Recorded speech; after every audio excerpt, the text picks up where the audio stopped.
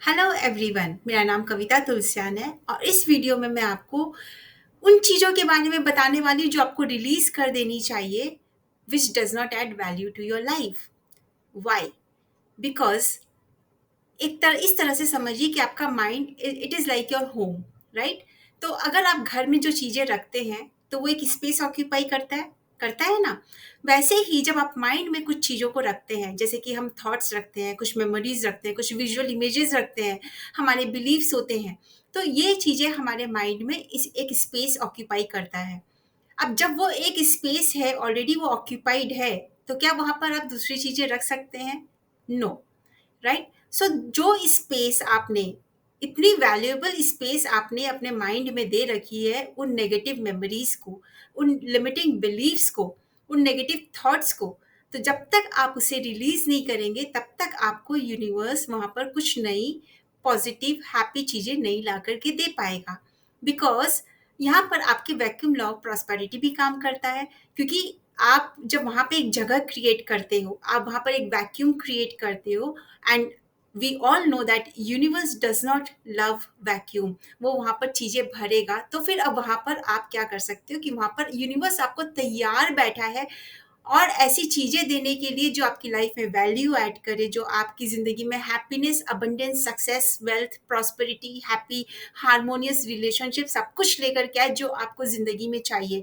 लेकिन वो सिर्फ आपसे ये चाह रहा है कि आप उन चीज़ों को रिलीज़ कर दो जो आपकी ज़िंदगी में वैल्यू ऐड नहीं कर रही है। इलनेस, वैसे जैसे कि पॉवर्टी, लैक माइंडसेट, जो आपके जो झगड़े हो रहे हैं, जैसे कि जो डिसहार्मनी है आपके रिलेशनशिप में, उससे रिलेटेड जो आपकी लिमिटिंग बिलीव्स है या आपने जो नेगेटिव इमेजेस, नेगेटिव मेमोरीज आपने अपने माइंड में स्टोर करके रखी है, वो सिर्फ ये चाहता है कि आप उनको रिलीज कर दो, ताकि आप एक स्पेस क्रिएट कर सको और फिर आप उस चीज़ों को पा सको जो यूनिवर्स आपको देने के लिए तैयार बैठा है।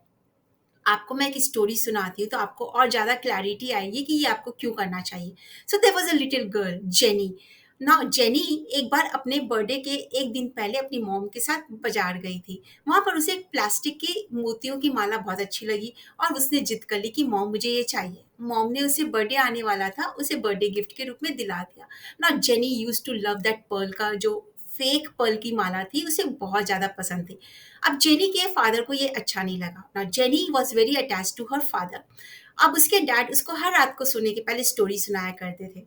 तो जब जेनी का बर्थडे चला गया था, करीबन हफ्ते महीने भर बाद में, डैड ने उससे कहा कि जेनी, क्या तुम मुझे कितना प्यार करते हो? तो जेनी ने कहा, डैड मैं आपसे बहुत प्यार करती हूँ।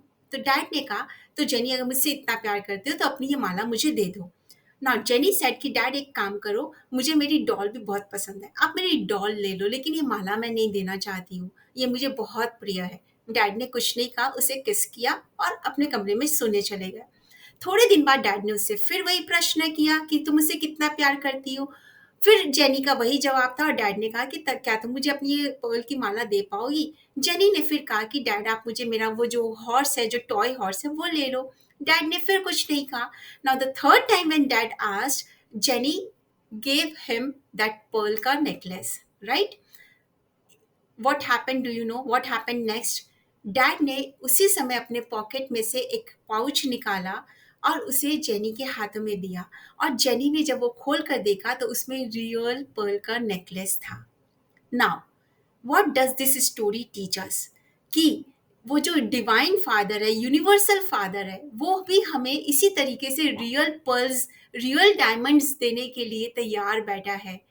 हम उसके लिए अपने आप को उतना डिजर्विंग बनाएं, हम उसके लिए वो स्पेस क्रिएट करें और उन चीज़ों को छोड़ दें जो हम जकड़ कर आज बैठे हुए हैं, जिसको आपने टाइटली होल्ड करके रखा है, जैसे कि आपकी नेगेटिव बिलीव्स, आपकी जो कि डिसएम्पावरिंग थॉट्स है, जो आपको अनहैप्पी मोमेंट्स हैं, वो जो मेमोरीज है, उनको जो आप पकड़ के बैठे हुए, उसको आप एक बार रिलीज करके देखो। The universal father is just waiting to give lots of real diamonds and real pearls in your life.